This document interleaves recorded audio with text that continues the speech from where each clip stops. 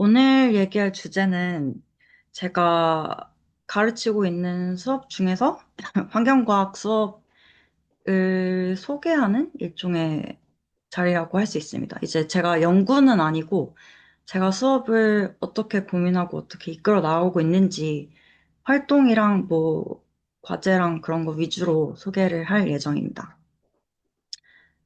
먼저 제가 현재 이제 강사로 일하고 있는 존 제이 칼리지는 풀네임은 존 제이 칼리지 of Criminal Justice라고 해서 범죄학에 사실 특화된 학교입니다. 원래는 이제 뉴욕에서 경찰 양성 학교로 먼저 세워졌는데 그게 후에 리버럴 아츠 칼리지로 바뀌면서 현재는 이제 웬만한 전공이 다 있는 그런 4년제 학교고요. 그 대신 아직도 이제 범죄학이랑 뭐 법의학 같은 포렌식 사이언스 이런 분야가 연구가 굉장히 활발하고 잘 되고 있는 편입니다. 이거는 이제 큐니라고 해서 뉴욕 시립대학교 시스템 안에 속해 있고요.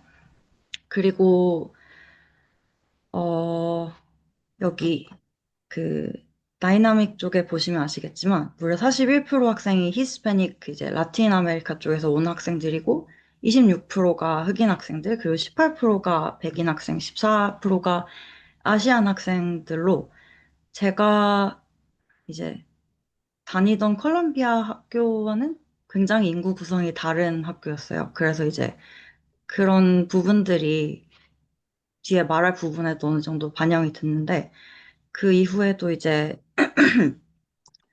75%가 뉴욕 공립학교 출신이고 또 50%가 이제 First Generation College Student라고 해서 그 가족에서 처음으로 대학에 간 학생들입니다. 한마디로 이제 존재 칼리지는 일종의 여기에 Number 3 Nationwide for Social Mobility라고 보시면 아시겠지만 일종의 이제 뉴욕이나 뉴저지 등지에서 좀 저소득층이나 아니면 중산층 학생들이 많이 오는 학교로 대부분 이제 이런 약간 공무원이나 이제 그런 경찰이나 소방 공무원 같은 그런 자리를 원하는 학생들이 많이 오는 학교입니다.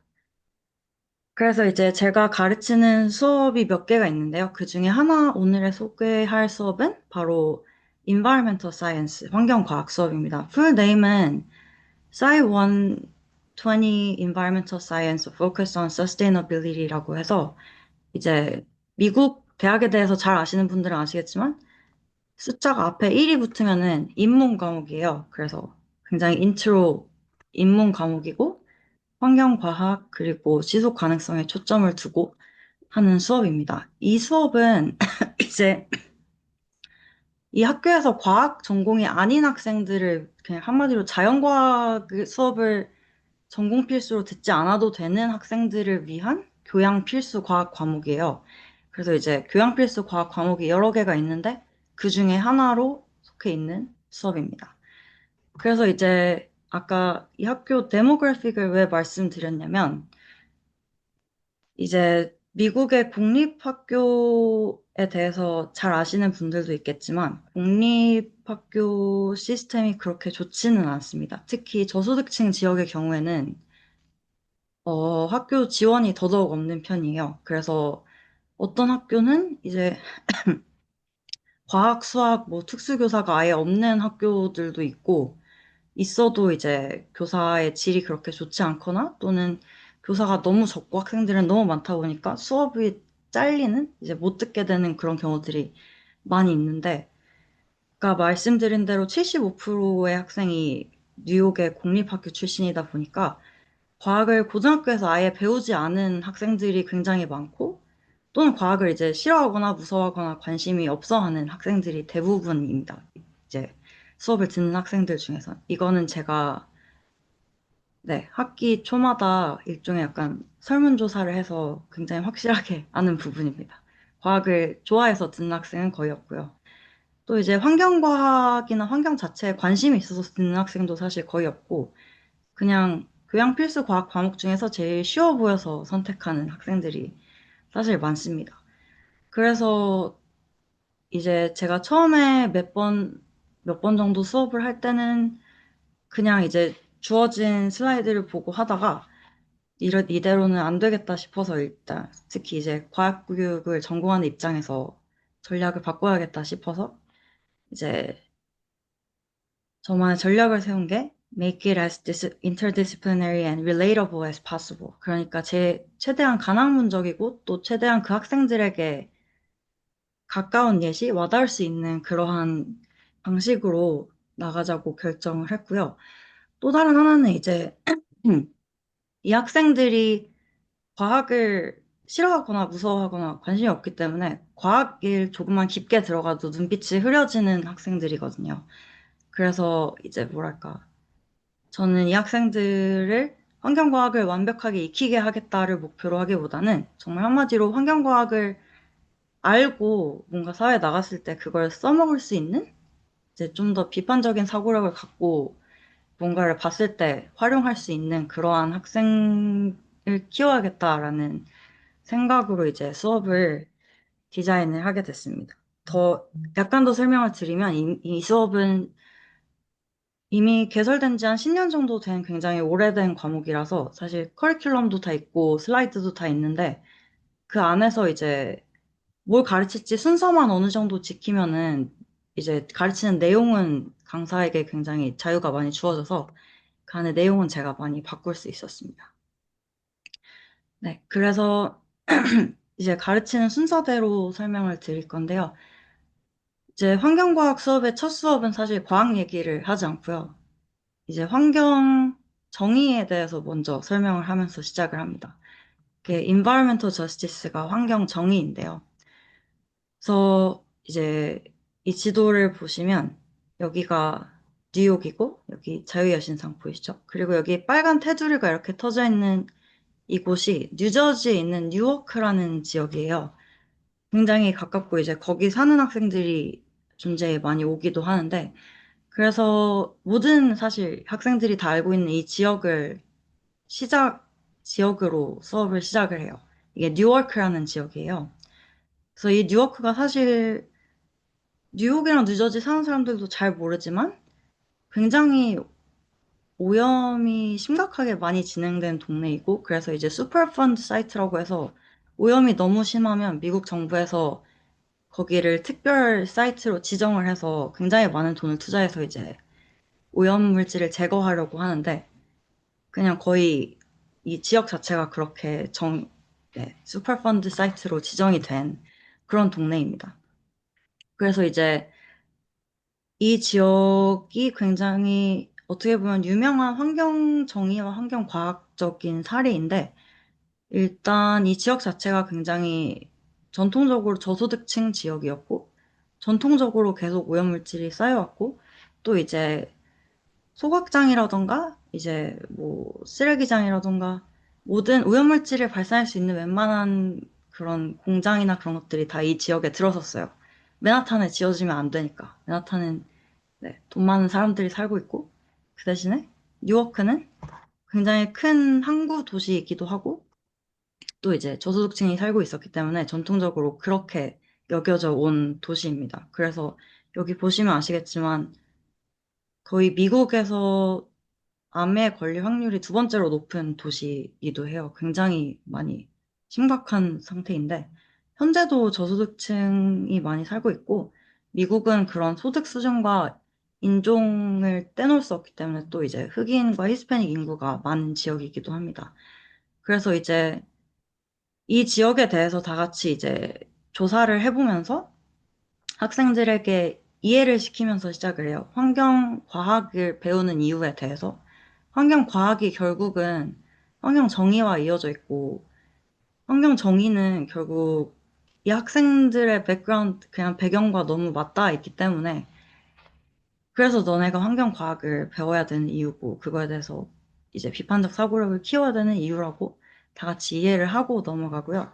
또 이제 시스템에 대해서도 이해를 시키는데, 이 시스템은 이제 이코시스템, 그러니까 생태계도 포함을 하고, 뭐 소셜 시스템, 사회 시스템도 당연히 포함을 하고, 모든 시스템을 포함을 하는데, 이때는 이제 간단한 게임을 통해서 시스템에 대해서 배우게 됩니다. 이거는 이제 Equal Distance 게임이라고 하는데, 참고로 이게 대학 수업 수준인가 하시겠지만, 네. 학생들이 아까 말씀드렸듯이 과학을 배우지 않고 올라온 학생들이고, 과학을 너무 깊게 말하면 눈빛이 흐려져서 굉장히 얕고 넓게 배우는 과목이라고 생각을 해주시면 되겠고요. 이제 이 Equal Distance 게임의 경우에는 이제 사람들이 여러 명 나와서 게임을 하는데, 자기 기준으로 가장 가까운 거리에 있는 두 명이 계속 같은 거리를 유지를 해야 되는 게임이에요.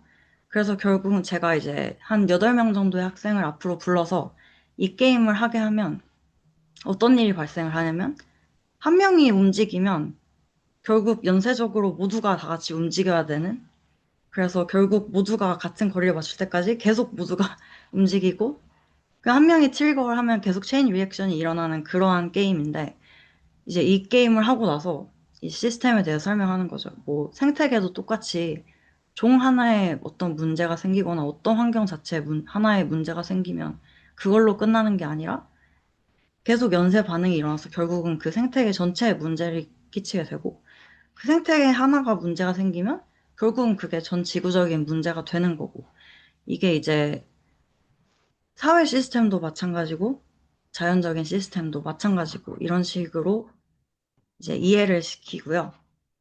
또 이제 수업의 후반부에는 제가 굉장히 좋아하는 뉴욕타임즈 기사인데, 이거를 다 같이 읽어보고 이제 인포그래픽을 분석을 하면서 다 같이 토론을 하면서 끝이 납니다. 이거는 이제 무슨 의미냐면, 이런 큰 빨간 원들이 있는 곳이 도시 지역인데, 도시가 굉장히 집값이 비싸요. 이제 월세가 굉장히 비쌉니다. 그래서 사람들이 당연히 월세가 싼 지역으로 이동을 하는데, 그게 이제 파란 원들이 있는 지역인데, 다 음영 처리가 되어 있는 부분들이 굉장히 많거든요. 그 파란 원이 있는 곳이. 그 음영 처리가 disaster prone area라고 해서 자연재해가 발생하기 굉장히 쉬운 지역이에요. 그 한마디로 집세 때문에 사람들이 어떻게 보면 조금 상대적으로 안전한 지역에서 더 자연재해가 많이 발생하는 쪽으로 이사를 하는 거죠. 어쩔 수 없이. 이것도 이제 큰, 어떻게 보면 사회 현상이고, 기후변화 때문에, 기후변화도 연관이 있는 현상인데, 이제 이런 걸 통해서 이런 기후정의와 환경과학과 결국 환경과학을 왜 배우는지에 대해서 다 같이 이해를 하고, 이제 수업을 시작을 하게 됩니다. 이제 그 다음으로 넘어가는 게 카본 사이클, 탄소 순환 부분인데요. 이전에 이제 다른 이제 상식 비슷한 것들을 많이 배운다고. 심지어 원자가 뭔지, 원소 기호는 어떻게 읽는지, 뭐 분자는 어떻게 만들어지는지 이런 것들도 네, 몰라서 배우고 넘어가고요. 이제 카본 사이클을 배우면서는 뭐 짧은 정말 작은 단위의 뭐 광합성이라던가 호흡이라는 그런 탄소 플럭스, 탄소의 움직임에서 시작을 해서 그거를 이제 동네 단위, 지역 단위, 그리고 나라 단위, 그리고 결국에는 전 지구적인 단위로 이렇게 관점을 넓혀가면서 카본 사이클에 대해서 배우게 됩니다. 이때 이제 전지구적인 단위에 대해서 얘기를 하면서 결국은 카본 사이클, 이 탄소 순환이 어떻게 보면 이 균형이 현재는 굉장히 무너진 상태인데, 그래서 그 무너진 상태에서 어떤 현상들이 나타나는지에 대해서 배울 때 대표적으로 이제 미국과 관련된 사례 또는 이제 뉴욕과 관련된 사례를 쓰게 되는데요. 그 예시를 보여드리고 싶어서 가져왔습니다. 이거는 이제 예를 들면 그런 탄소 순환의 균형이 무너짐으로써 하루에 굉장히 많은 수의 이제 강수량이 내리는 건데, 한 4년 전에 사실 뉴욕에 사는 이제 학생들도 뉴욕에 사니까 뉴욕에 사는 사람들이랑 모두가 기억하는 굉장히 많은 홍수가 났던 적이 있어요. 비가 너무 많이 와서. 여기 사진을 보시면 아시겠지만 이게 지하철역이거든요. 여기 물이 쏟아지는 것도 지하철역이에요. 여기 지하철이 믿기 힘들겠지만 지나가고 있고 사람들이 타고 있거든요. 네, 미국이 그렇습니다. 그래서 이제 이런, 이게 사실 뉴욕에서 사실 보기 힘든 일이라서 굉장히 많은 사람들한테 좀 충격적으로 다가왔던 일인데, 이런 것들을 예시로 보여주기도 하고, 또 이제 sea level rising이나 그런 게 계속 될 경우에 정말 뉴욕, 뉴저지 자체가 어떻게 되는지 그런 것도 시뮬레이션으로 보여주고 또 다른 경우에는 이제 기후변화로 인해서 더 자주 그리고 더 강한 허리케인들이 오게 되는데 그것 때도 이제 예시로 허리케인 밀튼이라고 해서 작년에 왔던 이것도 미국에게 충격을 안겼던 그런 허리케인이에요.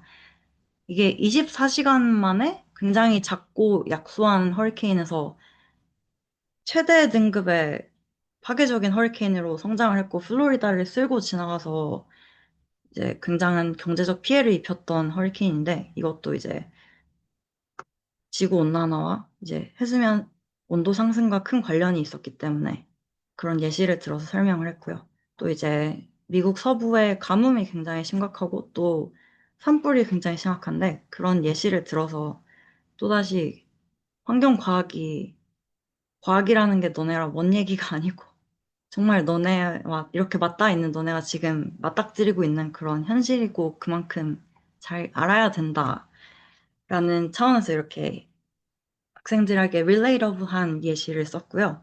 또 이제 바이오다이버시티 레슨, 생물 다양성 레슨 같은 경우에는 이때는 사실 사람 얘기가 상대적으로 덜 나오는 레슨인데 그렇다 보니까 학생들이 질문을 하게 되는 게 이제 자연의 비중이 많아지니까 우리는 도시에 살고 우리 주변에 자연이 별로 없는데 우리가 다양성에 대해 왜 신경을 써야 되냐라는 질문을 굉장히 많이, 사실 의외로 많이 하거든요. 그래서 이제 제가 생각한 활동이 처음에 이제 학생들이 출석 체크 대신에 구글 슬라이드를 제가 공유를 해서 들어가서 이제 센트럴파크에 살고 있는 동물들 아니면 뭐 식물들 이런 거를 검색을 해서 사진을 복사 붙여넣기 해오고 이제 그 종 이름도 쓰고 학생들 이름도 여기 이름은 제가 지웠는데 이름도 써서 이렇게 이런 방식으로 출석 체크를 했어요. 그래서 이런 걸 하면서 학생들이 생각보다 뉴욕도 굉장히 생물 다양성이 높은 도시라구나라는 걸 이제 깨닫게 되고 또 이제 왼쪽 위에 있는 슬라이드 같은 경우에는 어 이게 스포티드 랜턴 플라이라고 해서 한국에선 꽃매미 맞나요? 꽃매미인데 이제 꽃매미가 미국에서 굉장히 핫한 주제였어요. 지금도 그렇지만 정말 좀 과할 정도로 많아져서 이것도 이제 invasive species 중에 하나인데 얼마나 많았냐면 이게 뉴저지에서는 이렇게 보면 밟아서 죽이라는 이런 캠페인까지 버스에 붙이고 다닐 정도로 좀 심각했어요, 상황이. 그래서 정말 사람들이 캠페인에 따라서 이제 보이면 밟아서 죽이고 다녔는데 실제로 효과가 어느 정도 있었다고 하더라고요. 그래서 이런 예시도 써주고 또 이제 왼쪽 아래에 있는 아마존 레인포레스트가 생물 다양성의 굉장히 대표적인 사례인데 이런 경우에는 왜 아마존 레인포레스트를 선택을 했냐면 아까 데모그래픽 말씀을 드린 것처럼 라틴 아메리카에서 온 학생들이 굉장히 많아요. 미국에서 태어났더라도 부모님이 라틴 아메리카 출신인 경우가 많고 아직도 뭔가 그런 라틴 아메리카 쪽과 문화적으로 또는 연결돼 있다고 느끼거나 그렇게 생각하는 학생들이 많아서 이러한 그런 쪽의 예시도 가져오면 학생들이 굉장히 흥미로워했습니다. 그리고 그 다음 레슨은 이제 물과 물순환에 대한 거였는데요. 그 전에 이제 뭐 물 분자라던가 뭐 수소결합, 공유결합 이런 거에 대해서 배우고 나서 이거는 이제 제가 숙제로 내줬던 부분인데 물순환에 대해서 배우고 나서 이 학생들이 물론 그냥 뭐 뭘 읽고 토론하기 이런 걸 할 수도 있겠지만 요즘은 다 AI 돌려서 하기 때문에 이제 최대한 그런 걸 안 하게 하고 싶고 학생들에게 실질적으로 도움이 되는 걸 이제 숙제로 시키고 싶어서 이제 플러드 헬프 뉴욕이라는 뉴욕 주정부에서 만든 웹사이트가 있어요. 여기를 들어가서 이제 한마디로 조사를 하게 한 거죠. 보면은 여기에 자기 집 주소를 넣으면 내가 살고 있는 곳이 얼마나 홍수 가능성이 있는지에 대해서 보여주고 또 그 상황에 맞게 그 플러드 인슈런스라고 해서 홍수에 대비한 보험을 어떻게 들어야 되는지 아니면 주정부에서 지원하는 어떤 보험이 있는지 뭐 그런 정보들도 쭉 나와 있어서 한마디로 그런 걸 읽고 요약하게 한 과제였어요. 근데 사실 이제 물론 한국에서도 사람들이 잘 모르지만 이런 자연재해에 대비한 보험들이 사실 있고 특히 미국의 경우에는 점점 더 많은 사람들이 자연재해가 많이 일어나는 지역으로 이주를 할 수밖에 없는 만큼 이런 자연재해 보험이 굉장히 떠오르고 있는 어떤 주제 중에 하나인데 사실 어떻게 가입할지 모르는 사람도 많고 어떤 식으로 뭐 진짜 내가 플러딩에 우리 집이 홍수가 났을 때 어떻게 해야 되는지 모르는 사람이 많은데 이제 나중에 혹시 집 동네 홍수가 났을 때 이거를 기억하고 써먹으라는 의미에서 준 숙제였습니다. 그리고 이 오른쪽 아래 같은 경우에는 이제 허리케인 샌디라고 해서 거의 20년 전에 뉴욕을 강타했던 그런 허리케인인데 사실 아직까지도 회복이 안 되고 있는 그런 가정이나 동네들이 꽤 있어요. 그 동네들의 특징은 저소득층 동네라는 거죠. 그래서 이제 그런 식으로 다시 환경 정의와 연결 지으면서 그런 부분에 대해서도 좀 더 비판적으로 고민을 해보게 했습니다. 그리고 이제 수질 오염 부분에 대해서 배울 때는 먼저 첫 번째 오른쪽 위에 있는 활동으로 시작을 했어요. 그냥 한마디로 너네 동네를 그려보라고 했어요. 이제 학생들이 당연히 뭐 그림을 잘 그리건 못 그리건 그리는 건 다들 좋아하기 때문에 수업 듣는 것보다. 그래서 다들 즐겁게 이제 그리고 나서 학생들한테 고찰을 해보게 하는 거죠. 이렇게 비가 내렸을 때 동네에 무슨 일이 일어나는지. 그럼 대부분 이제 뉴욕의 경우에는 동네가 딱 두 가지거든요. 아스팔트와 콘크리트와 벽돌로 뒤덮인 그 도시 또는 소수의 학생들은 정말 이제 흔한 잔디밭 이렇게 앞에 잔디 있고 단층집 또는 2층집 이렇게 모여 있는 그런 교외 집들인데 그런 집들 모두 다 학생들이 이제 깨닫는 거죠. 이 집들은 물을 흡수하거나 아니면 물을 모으거나 물을 활용하기 위해서 지어진 집들이 아니라는 걸. 그러니까 사람들이 살고 있는 모든 것들은 다들 물을 막기 위해서 지어졌지 물을 활용하거나 이제 그런 홍수나 그런 것들을 줄이기 위해서 사실 만들어진 집들은 아니라는 걸 학생들이 깨닫고 시작을 합니다. 그리고 이제 또 다른 예시는 이제 수질 오염의 후반부에서는 PFAS라고 Forever Chemical이라고 해서 이게 한국어로 뭔지 모르겠는데 PFAS는 다들 아실 거라고 생각합니다. 그런 이제 이게 물에 많이 들어 있어서 굉장히 문제가 되기도 하는데 이런 거에 대해서 배울 때 저는 이제 필라델피아 필리스라는 필라델피아 대표 야구팀의 얘기로 시작을 해요. 이거는 이제 필라델피아 이 야구팀에서 6명의 전직 야구 선수들이 똑같은 타입의 굉장히 희귀한 뇌암으로 모두 사망을 했는데 이게 정말 너무 희귀한 병인 그런 뇌암, 타입의 뇌암인데 6명이나 같은 팀에서 걸렸다는 게 사람들의 이제 흥미를 이끌어낸 거죠. 그래서 이제 그 이유를 다 같이 추론을 하다 보면 결국은 그게 artificial 그 turf라고 해서 인공 잔디로 귀결이 돼요. 그래서 그 인공 잔디가 결국은 PFAS로 일종의 코팅이 되어 있기 때문에 이제 그렇게 연결이 되는 거죠.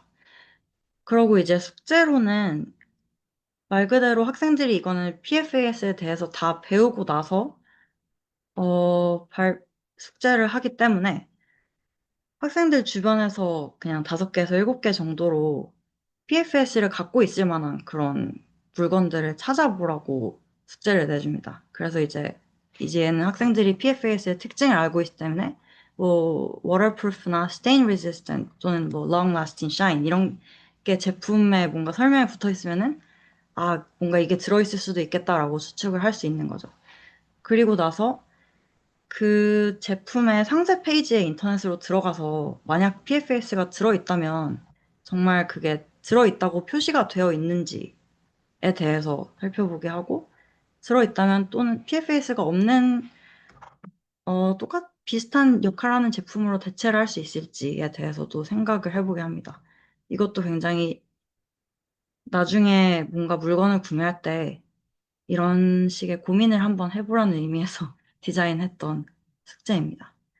그 다음으로는 이제 에어 그리고 에어 폴루션 이때는 공기 구성 뭐 대기 또 이제 대기 오염에 대해서 배우게 되는데 이때는 뭐 예를 들면 공기 에어 컴포지션에는 공기 구성에는 질소가 가장 많이 있잖아요. 그래서 뭐 그 질소에 대해서 배울 때도 저는 배우고 나서 약간 사이드 스토리로 질소 화합물의 경우에는 특정 화합물의 경우에는 굉장히 폭발할 가능성이 있고 그 폭발이 굉장히 커질 수 있다고 이런 얘기를 넣었는데 그 이유는 이제 항상 이제 베테랑 스튜던트라고 해서 뭐라 그러지? 전직 군인들인 학생들이 한 반에 한 5명씩은 항상 있어요.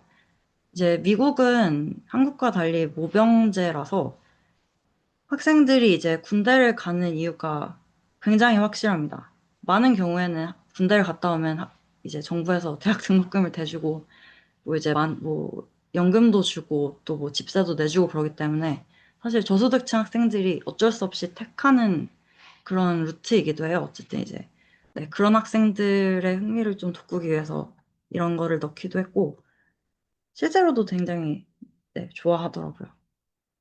그리고 이제 뭐 대기 오염에 대해서 말을 할 때는 뭐 이것도 2년 전에 뉴욕에서 굉장히 그냥 뉴욕 전체가 이렇게 노란 미세먼지로 뒤덮였던 적이 있는데 한국에서는 사실 뭐 미세먼지가 흔한 일이지만 미국의 뉴욕에선 공기질이 의외로 좋거든요. 그래서 이런 게 사실상 처음 있는 일이었어요.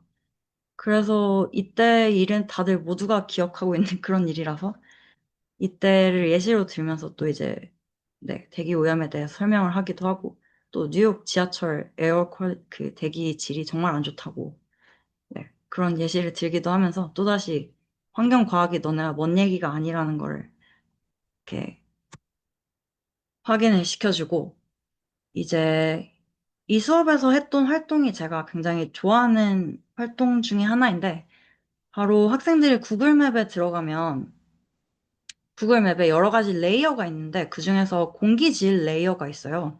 그래서 공기질 레이어로 바꾸면 한마디로 전 세계의 공기질을 다 볼 수 있거든요. 이제 데이터를 주지 않는 뭐 북한 예를 들면 그런 국가는 제외하고 그래서 이제 학생들한테 그 레이어 공기질 레이어를 쓰면서 이제 전 세계를 보게 한 다음에 공기질이 안 좋은 지역을 찾아서 그 지역을 캡처를 하고 이제 뭐 그 지역에 대해서 설명하고 왜 공기질이 안 좋을까에 대해서 추론을 해보고 또 이제 이거에 대해서 여기서 뭐 예를 들면 너네가 배운 대기 오염 물질 중에 어떤 것들이 나올 수 있을까? 어떤 것들이 검출될 수 있을까? 이런 식으로 추리를 해보게 했어요. 그래서 이거는 하나의 어떤 학생이 했던 예시인데 이제 세르비아에 있는 어떤 제가 읽지 못한 어떤 지역인데 공기질이 사실 유럽 지역은 웬만하면 공기질이 좋은 편인데 여기는 안 좋은 지역이라서 학생들이 관심을 가졌던 것 같아요.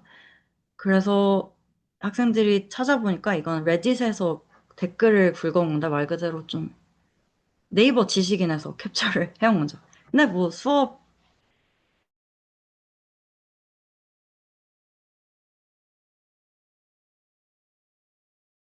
그런 거는 이렇게 해주고요. 이제는 의외로 이제 약간 전기 공급이 잘 안 돼 있는 도시들이 많아서 겨울의 경우에는 이제 주민들이 나무나 석탄을 써서 불을 때워서 겨울에는 공기질이 굉장히 안 좋아진다는 거죠. 그래서 이제 공기질이 이렇게 안 좋았던 거고 또 뭐 어떤 이런 식으로 오염 물질들이 검출이 될 거다라고 학생들이 이렇게 추리를 해보면서 굉장히 재미있게 활동을 했었고요. 또 이제 웨이스트 폴루션은 얼반 폴루션과 다 합쳐서 이제 뭐 노이즈 폴루션, 소음 공해 아니면 빛 공해, 뭐 그리고 열 공해 또 이제 웨이스트 폴루션 이렇게 합쳐서 수업을 진행을 했었는데요.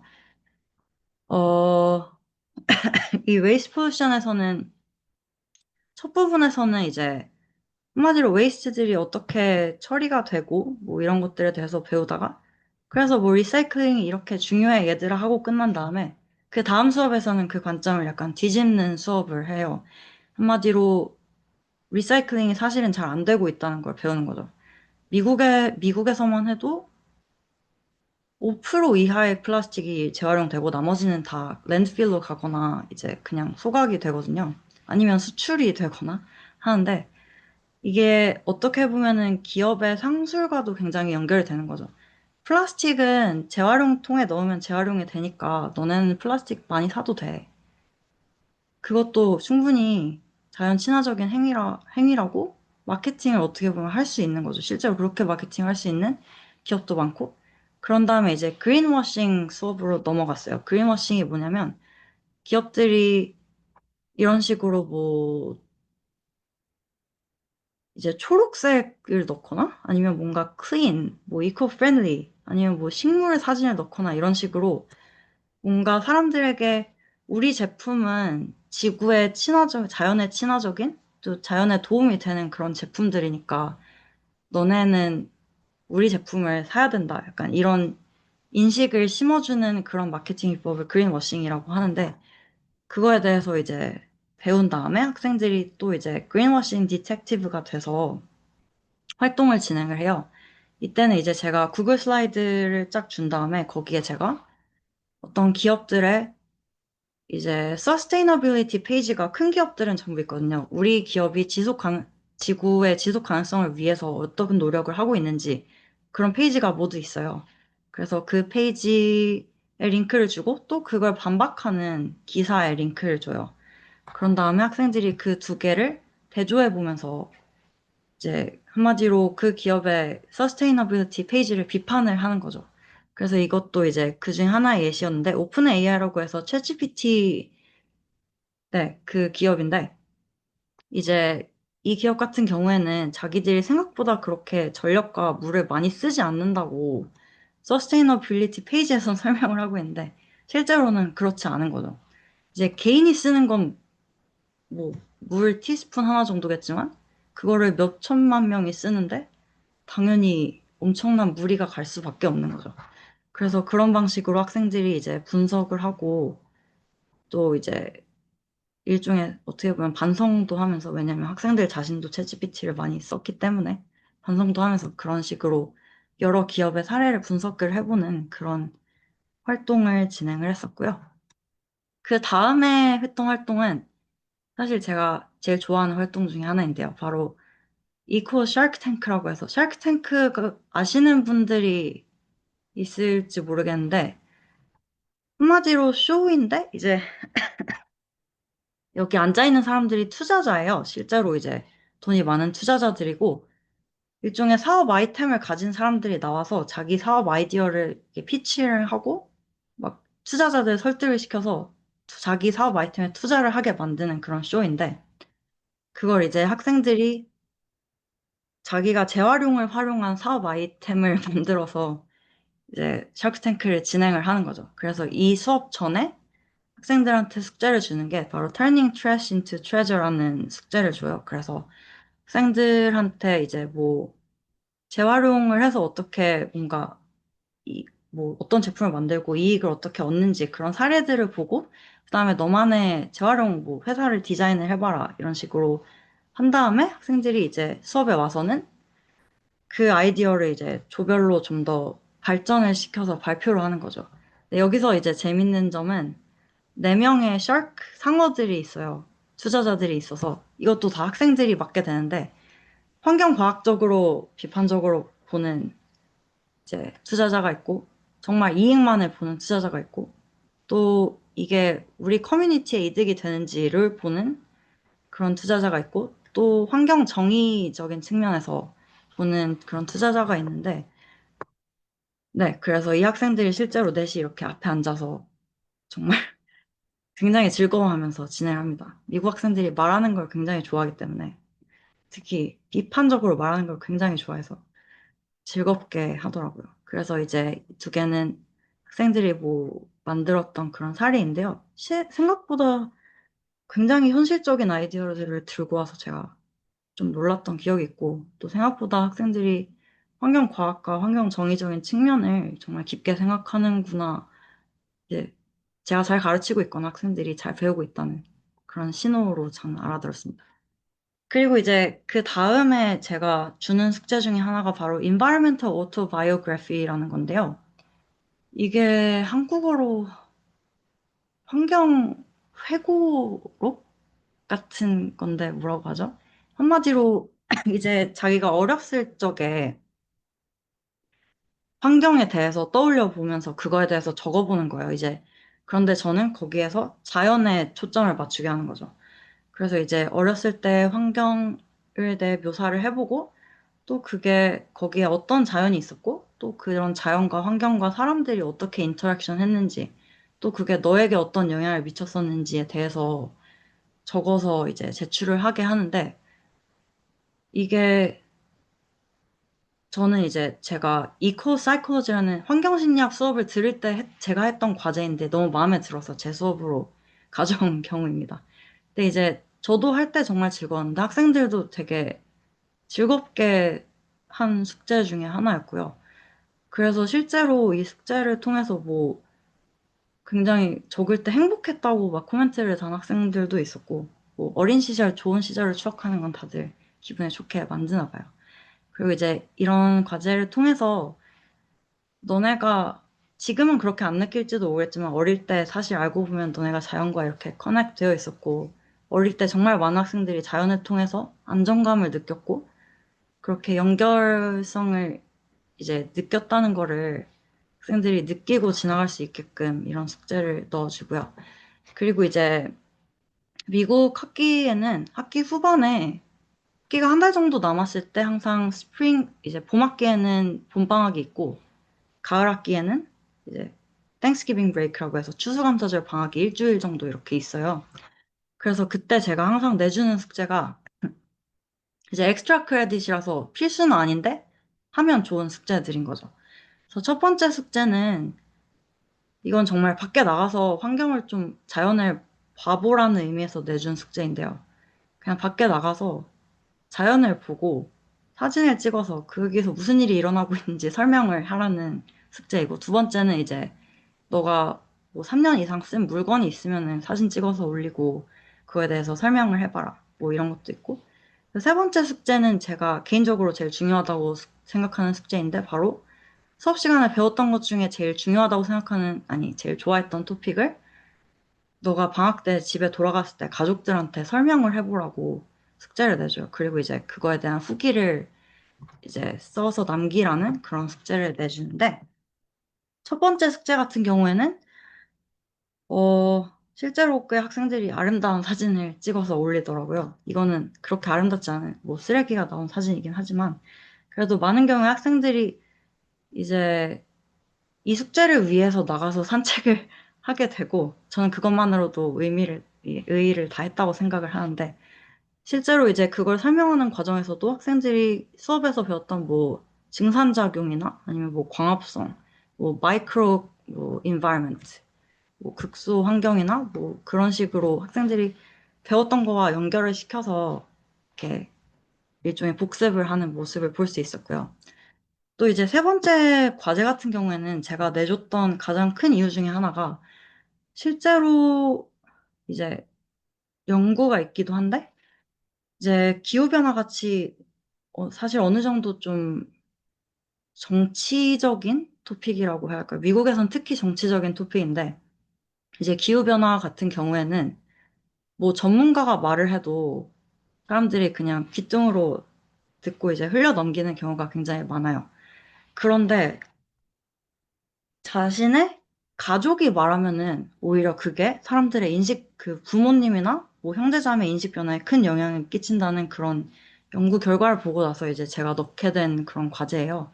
그래서 학생들이 환경과학에 대해서 배웠으니, 환경과학, 환경정의에 대해서 배웠기 때문에 가서 그 얘기를 할 수밖에 없으니까 결국은 그 가족들도 이제 어느 정도의 인식 변화를 이뤄낼 수도 있지 않겠나라는 의미에서 만든 숙제인데요.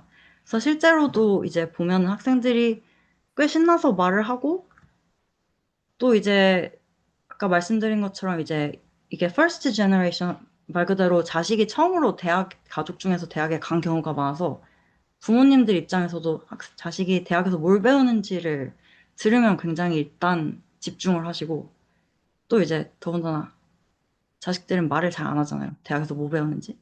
그래서 이제 말을 하면서 일단은 굉장히 관심을 두게 되고, 그 다음에 여기 제가 한국어로 번역을 했어야 되는데 죄송합니다.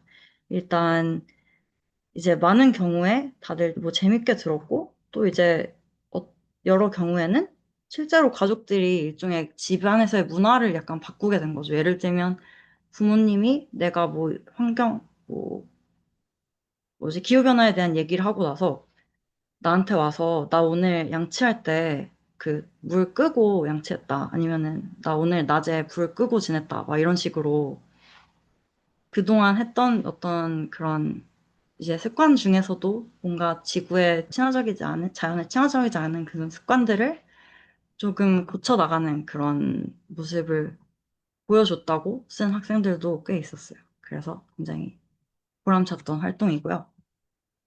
이제 그 다음에 endangered species, 그러니까 이제 멸종 위기종에 대해서 배울 때는 이때 이것도 제가 되게 좋아하는 활동 중에 하나인데 롤플레이를 시킵니다. 근데 롤플레이를 어떻게 시키냐면 이제 어떤 마을 학생들이 어떤 마을에 있는 주민 아니면 환경단체에서 온 사람들이라고 가정을 하고 롤을 하나씩 맡게 해요. 그래서 예를 들면 이제 붉은 늑대, 레드 울프의 경우에는 이때 그 지역에 있는 사람들은 그 지역의 토끼 농장을 소유한 그 농장주 또는 이제 타운 세이프티 패트롤이라고 해서 그냥 그 지역의 안전을 책임지는 순찰대 또는 그 지역의 헌팅 어소시에이션 이제 사냥 협회 있고 또 이제 다른 거는 리조트 디벨로퍼 그 지역의 리조트를 짓고 싶어 하는 그런 거대 기업인 거죠, 어떻게 보면. 그리고 그런 롤들을 학생들이 맡고, 또 환경단체의 롤을 맡고 싶은 학생이 있으면 그 롤도 맡습니다. 그리고 한 명은 타운 리더십, 마을 이장이 돼서 이제 이 타운홀 회의라고 하는데 이 회의를 이끌어 나가야 돼요. 그런데 이제 제가 이 활동을 디자인할 때 어느 정도 의도적으로 일부러 이제 이 멸종위기종을 지키고 싶어 하는 사람들이 소수가 되도록 디자인을 했어요. 왜냐하면 사실 그게 현실적인 경우이기 때문에. 그리고 많은 경우에는 그 지역에 있는 마을 주민들은 대부분 어떻게 보면 먹고 살 길이 그거밖에 없어서 아니면 해온 게 그거라서 계속 그런 거를 이어나갈 수밖에 없는 경우가 굉장히 많고. 그래서 이제 그 학생들이 롤에 대해서 어떻게 주장할지 조사를 한 다음에 회의를 진행을 하는데, 의외로 많은 경우에 그냥 결국 아무것도 하지 말고 얘네 그 지역에 살게 냅두자. 우리는 우리 생업 다 포기하자. 이런 결론은 나오지 않고요. 굉장히 많은 경우에 나오는 게 이제 이 멸종 위기종들을 어떤 쉘터를 지어서 다 옮겨주고 그 땅은 우리가 쓰자라는 그런 결론이 굉장히 많이 나왔어요. 이거는 이제 어떻게 보면 정말 현실적인 이유와 그리고 환경과학을 배우기 때문에 이 멸종 위기종의 역할도 이 지역에 뭐 중요하다라는 그런 양면적인 인식이 합쳐진 그런 결과인 것 같아요. 그런데 이제 그런 활동을 하고 나서 이제 제가 정리를 하면서 말을 해주는 부분이 결국은 이제 굉장히 많은 이렇게 지역에서 진행되는 이런 회의들에서 사실은 환경단체 사람들이, 그러니까 멸종위기종이나 환경을 보호하고 싶어 하는 사람들이 아예 없는 경우가 훨씬 많다는 거죠. 소수거나 아예 없거나. 그렇기 때문에 이 수업을 배운 너희들이 만약 그런 곳에 있을 때 너네 한 명이라도 목소리를 내는 게 굉장히 큰 의미가 있고 큰 역할을 한다는 거를 약간 이제 깨우쳐주는 의미에서 진행을 하는 활동이고, 한마디로 목소리를 크게 내라는 메시지를 주고 싶었던 거죠. 그리고 이제 마지막으로 진행하는 수업은 환경법에 대한 수업입니다. 이때는 왜 환경법에 대해서 얘기를 하냐면, 어, 일단 사실 로스쿨을 지망하는 학생이 항상 그 교실에 많기도 하고, 또 다른 이유는 환경법이 항상,